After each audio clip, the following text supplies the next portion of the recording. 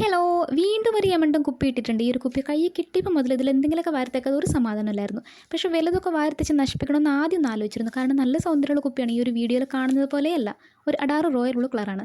പിന്നെ എൻ്റെ കൈ കിട്ടിയതല്ല. അങ്ങനെ അങ്ങ് വെറുതെ വിടാൻ നോക്കും. അപ്പോൾ പിന്നെ അടിച്ച് ഷേപ്പ് അങ്ങ് മാറ്റാമെന്ന് വിചാരിച്ചു. പെയിൻ്റ് അടിക്കുന്ന കാര്യമാണ് പറഞ്ഞത്. പിന്നെ എന്ത് വരയ്ക്കുമെന്നുള്ള കാര്യത്തിൽ എനിക്ക് യാതൊരുവിധ സംശയം ഉണ്ടായിരുന്നില്ല. കാരണം ഈ കുപ്പിയുടെ നീണ്ട കഴുത്തും നെഞ്ചും വിരിച്ചുള്ള നിപ്പ് കണ്ടപ്പോൾ എനിക്ക് പീക്കോക്കിനല്ലാതെ മറ്റൊന്നും വരയ്ക്കാൻ തോന്നിയില്ല. എന്താണെന്നറിയാമോ, എനിക്ക് എന്ത് കണ്ടാലും അതിലൊരു പീക്കോക്കിനെയും മയിൽപ്പീലിയൊക്കെ വരയ്ക്കാൻ തോന്നും.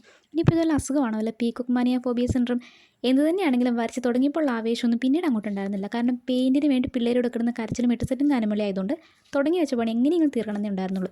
എങ്ങനെയൊക്കെയോ ബോഡി വരച്ചൊപ്പിച്ചു. ബാക്കിയുള്ള പുത്തരിക്കണ്ടം മൈതാനം പോലെ വിശാലമായ സ്ഥലത്തൊക്കെ പീലി വിരിക്കാനൊന്നും നിന്നില്ല. വാരി വിതറിയിട്ടങ്ങ് പണി അങ്ങ് കഴിച്ചു വെച്ചു.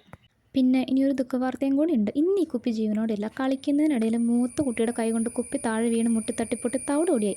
ഇന്ന് ഈ കുപ്പിയുടേതായി അവശേഷിക്കുന്ന ഈ ഒരു വീഡിയോ മാത്രം. അങ്ങനെ വെറുതെ ഇരുന്ന നല്ല നന്ദരം കുപ്പീനെ ഈ ഒരു അവസ്ഥയിലാക്കിയപ്പോൾ ചെറിയൊരു മനസ്സുഖം.